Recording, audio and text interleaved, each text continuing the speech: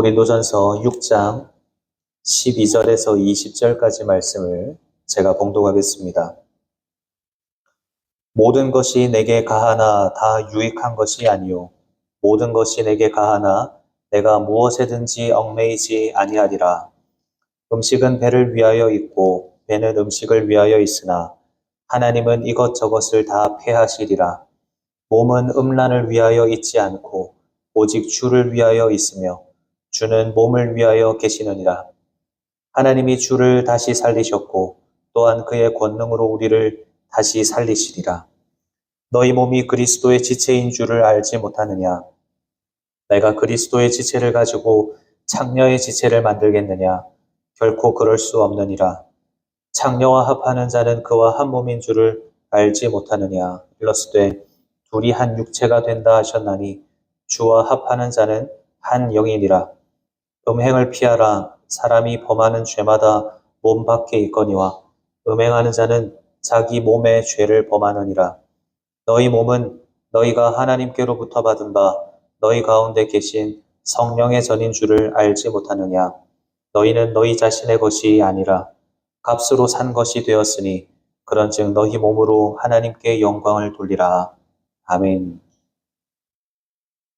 하나님의 은혜와 기도 응답이 있는 새벽 되시기를 주님의 이름으로 축원합니다. 이 시간 본문의 말씀을 가지고 우리의 몸이 거룩해야 하는 이유, 우리의 몸이 거룩해야 하는 이유라는 제목으로 함께 하나님 말씀을 상고해 보고자 합니다. 우리는 지난 주일까지 고린도전서 4장까지의 말씀을 살펴보면서 고린도 교회 안에 가득했던 그 분쟁의 모습, 그리고 이것을 해결하기 위한 바울의 권면들을 함께 살펴보았습니다. 우리의 교만을 깨트려야 하고 또 그러기 위해서 십자가를 바라보아야 하며 성령님을 의지하면서 또 우리의 정체성을 회복해야 하고 아름다운 마음으로 서로 하나 되기를 힘써야 한다라고 말씀을 나누었었습니다. 그런데 바울은 여기서 이제 권면을 그치지 않고 이어지는 5장과 6장 전반부에 이어서 고린도 교회에 감추어져 있었던 또 다른 문제들을 지적하기 시작합니다. 먼저 5장에서는 교회 안에서 도저히 용납할 수 없었던 음행의 문제를 지적을 했고 6장 전반부에서는 성도들 간에 발생한 문제에 대해서 이것을 교회 안에서 해결하지 못해서 세상 법정에서 서로 고소하고 고발하는 그런 모습을 지적을 했었습니다. 교회 안의 분쟁을 넘어서 도덕적인 타락과 또 영적인 무질서가 교회 공동체 전체를 흔들고 있었다라는 것입니다. 그리고 오늘 본문에서 다시 한 번 더 바울은 음행에 대해서 이야기를 하면서 교회 차원이 아니라 이제는 각 개인의 차원에서 이 문제를 어떻게 다루어야 하는지 그 구체적인 행동 지침을 언급하기 시작합니다. 그 당시 고린도 교회 사람들은 내 몸인데 내 마음대로 즐기면서 사는 것이 무슨 죄냐, 무슨 잘못이냐, 예수 믿고 영혼만 구원받으면 육체는 내가 어떻게 사용하든지 상관이 없다라는 잘못된 지식과 방종에 빠져 있었습니다. 그 당시 고린도 사회에 만연해 있었던 타락한 성문화를 그대로 교회 안으로 가지고 들어와서 육체의 본능대로 사는 것을 당연한 자유라고 여기면서 살았던 겁니다. 이런 그들을 향해서 바울은 우리의 몸이 얼마나 귀한 것인가 하는 것을 말해주면서 치열하게 그 죄의 유혹으로부터 벗어나서 우리의 몸을 거룩하게 지켜내야 한다라고 강조를 합니다. 이런 차원에서 오늘 본문의 말씀을 통해서 우리의 몸이 왜 귀하며 왜 우리의 몸을 거룩하게 지켜내야 하는지 세 가지 이유를 함께 살펴보려고 하는데요. 오늘 나누는 이 말씀을 통해서 세상의 거짓된 자유와 유혹을 분별해내고 우리의 온 몸과 마음으로 거룩한 삶을 결단하는 이 시간이 되기를 간절히 바랍니다. 먼저 첫째로 우리의 영혼뿐만 아니라 우리의 몸도 왜 거룩해야 하는가? 그것은 우리의 몸은 주님을 위해 존재하기 때문입니다.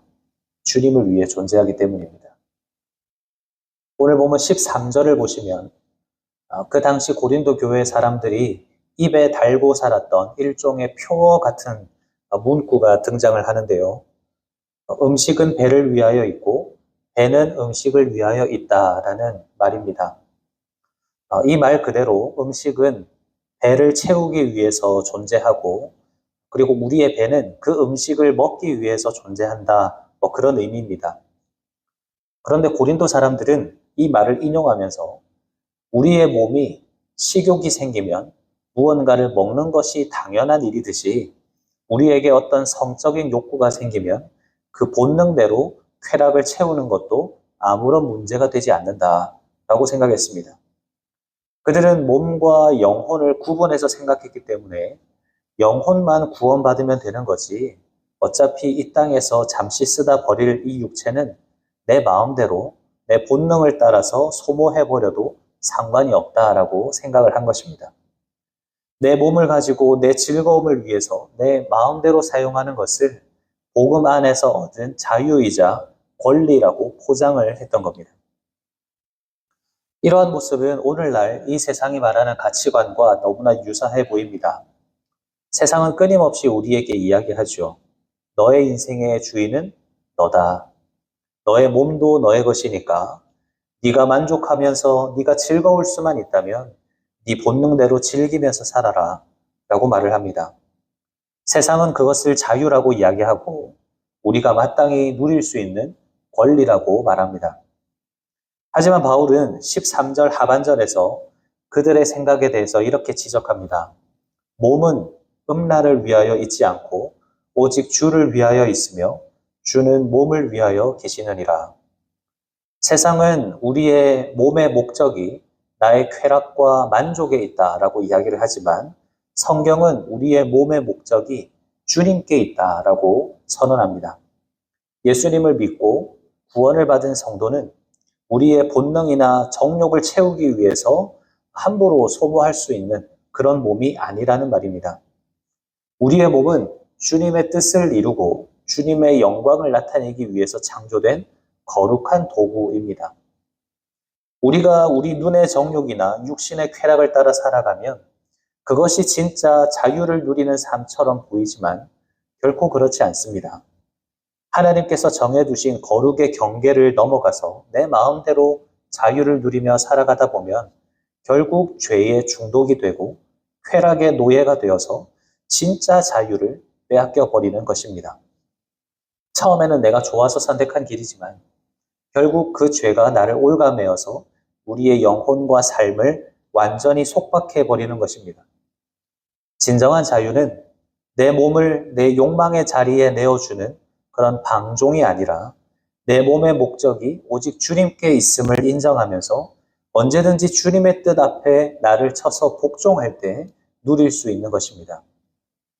사랑하는 여러분, 오늘 하루를 시작하면서 결단하기를 원하는 것은 여전히 내 만족과 유익을 구하는 이 세상의 거짓말에 속아서 내 몸을 정욕의 도구로 내어주지 않기를 결단하는 것입니다. 우리의 몸은 우리 주님을 위해서 존재합니다. 우리는 주님의 것입니다. 그래서 우리의 몸은 거룩하신 주님처럼 거룩해야 하는 것입니다. 오늘 우리가 머무는 모든 삶의 자리가 나의 본능을 채우는 자리가 아니라 주님의 기쁨이 되는 그런 자리가 되기를 간절히 바랍니다. 나의 삶의 주도권을 온전히 내어드려서 오직 주님을 위해 살아가는 우리 모두가 다 되시기를 간절히 바랍니다. 둘째로 우리의 몸이 거룩해야 하는 이유는 우리의 몸이 존귀한 그릇이기 때문입니다. 존귀한 그릇. 본문 18절을 보면 바울은 강력하게 경고합니다. 음행을 피하라. 사람이 범하는 죄마다 몸 밖에 있거니와 음행하는 자는 자기 몸에 죄를 범하느니라. 아까 말씀드린 대로 고린도 사람들은 그저 육체를, 영혼을 둘러싸고 있는 껍데기 정도로 여겼습니다.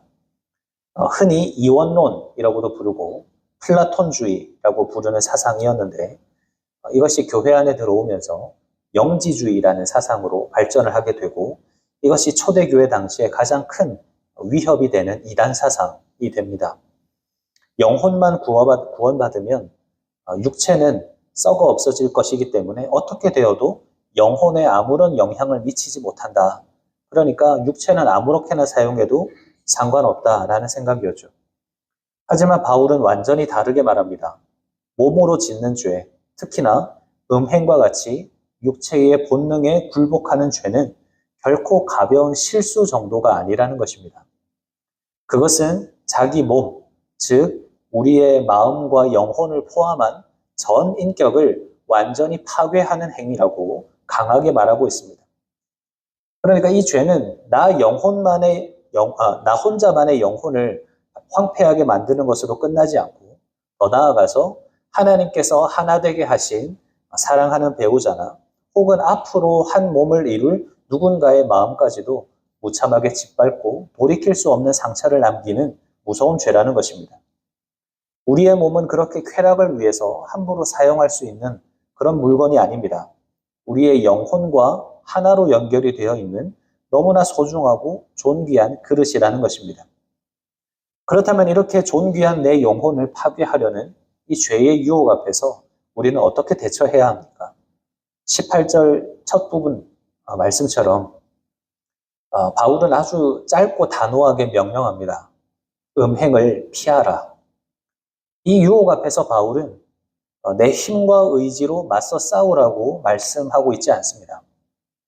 뒤도 돌아보지 말고 그 자리에서 도망치라, 피하라 라고 말합니다. 여러분, 우리가 잘 아는 다윗과 요셉의 모습을 한번 떠올려 보시기를 바랍니다. 다윗은 자신의 왕궁 옥상에서 밧세바를 바라보았을 때 그 유혹의 자리를 피하지 않고 계속 지켜보면서 머물러 있다가 결국 밧세바를 범하는 죄를 짓고 맙니다. 하지만 요셉은 어땠습니까? 보디발의 아내가 자신을 유혹하면서 옷자락을 붙잡았을 때 자신의 겉옷을 버려두고서라도 그 자리를 박차고 도망쳤습니다. 피한 것이죠. 그렇게 피했을 때 요셉은 그 죄 가운데 빠지지 않을 수가 있었습니다.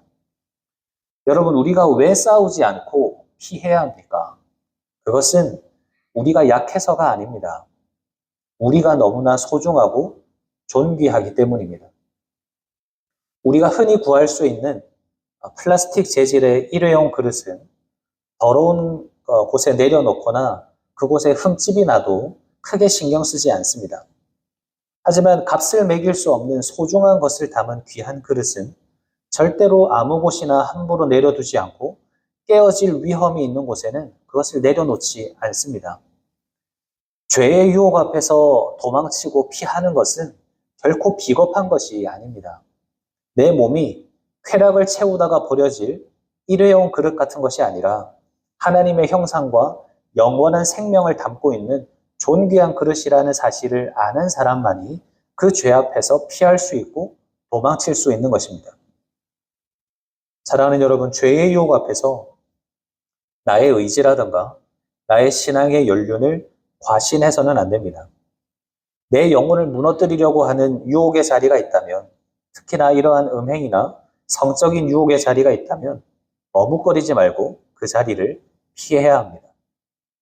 죄와 타협할 수 있는 그 자리를 피하는 것, 그것이 가장 지혜로운 성도의 모습이고 나를 존귀한 그릇으로 지켜낼 수 있는 비결인 것입니다. 오늘 하루 삶 속에서도 죄의 자리를 피하고 우리의 몸과 영혼을 세상에서 가장 아름답고 존귀한 그릇으로 온전히 지켜내는 우리 모두가 다 되시기를 간절히 바랍니다. 마지막으로 우리의 몸이 거룩해야 하는 이유는 우리 몸이 성령님이 거하시는 성전이기 때문입니다. 본문 19절과 20절을 보면 바울은 이렇게 선언합니다. 너희 몸은 너희가 하나님께로부터 받은 바 너희 가운데 계신 성령의 전인 줄을 알지 못하느냐. 너희는 너희 자신의 것이 아니라 값으로 산 것이 되었으니 그런즉 너희 몸으로 하나님께 영광을 돌리라. 고린도 사람들을 비롯해서 오늘날 이 세상을 살아가는 수많은 사람들은 내 몸은 내 것이다 라고 끊임없이 주장합니다. 내 몸이니까 내가 원하는 대로 내 마음이 끌리는 대로 사용하는 것이 당연하다라고 생각하죠.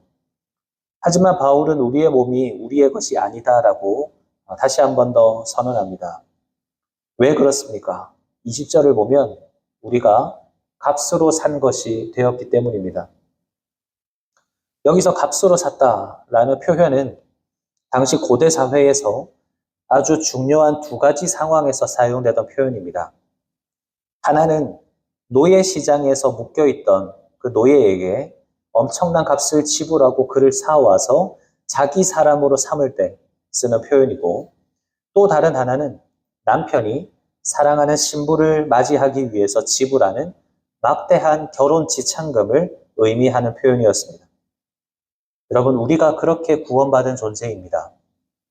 죄와 사방의 굴레에서 영원히 죽을 수밖에 없었던 우리를 살리시기 위해서 우리의 영원한 신랑 되시는 예수 그리스도께서 십자가에서 자신의 생명이라는 지참금을 지불하시고 우리를 건져내신 것입니다.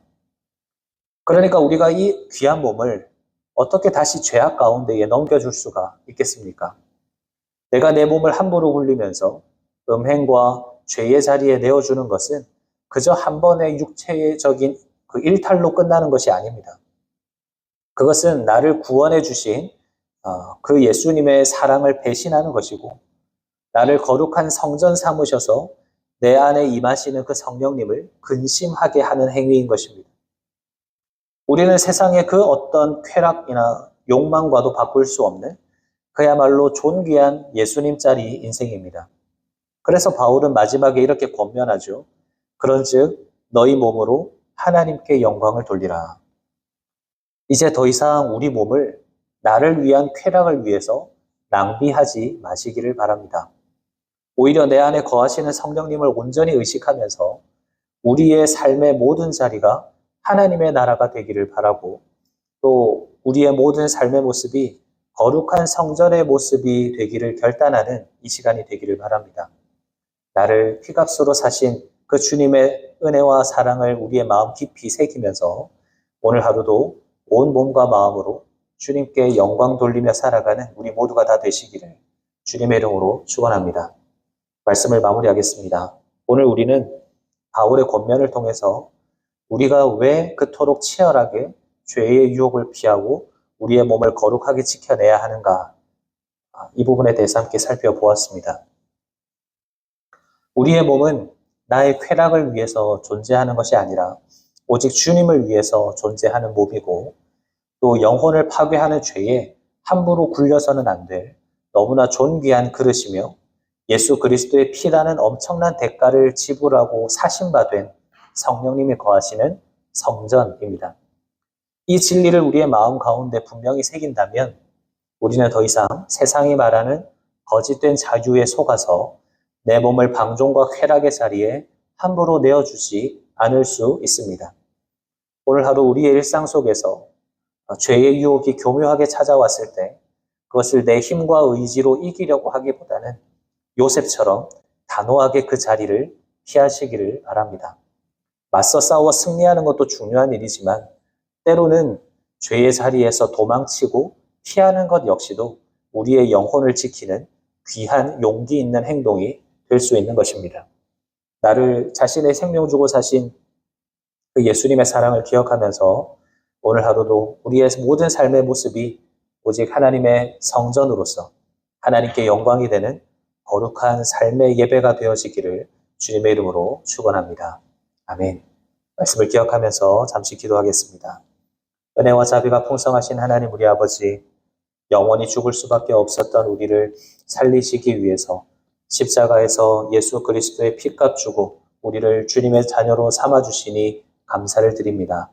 주님, 세상은 내 몸의 주인이 나라고 속이면서 나의 본능과 쾌락을 따라서 사는 것이 자유로운 삶이라 유혹하지만 오늘 말씀을 통해서 내 몸의 참된 주인이 하나님이심을 깨닫게 하여 주시니 감사를 드립니다. 그동안 나의 만족을 위해서 거룩함을 잃어버리고 세상의 가치관과 타협하려 했던 우리의 연약함을 용서하여 주시고 이제는 우리의 몸이 주님을 위해 존재하는 존귀한 그릇이자 성령님이 거하시는 거룩한 성전이라는 것을 매 순간 기억하게 하여 주시옵소서. 우리의 영혼을 파괴하려는 죄의 유혹이 찾아올 때 요셉과 같이 그 자리를 피할 수 있는 거룩한 용기를 주시고 우리가 살아가는 모든 삶의 자리가 하나님을 기쁘시게 하는 거룩한 예배의 자리가 되게 하여 주시옵소서. 오늘 하루도 하나님께만 영광을 올려드리는 우리의 삶이 되기를 소망하오며 살아계신 예수님의 이름으로 기도하옵나이다. 아멘.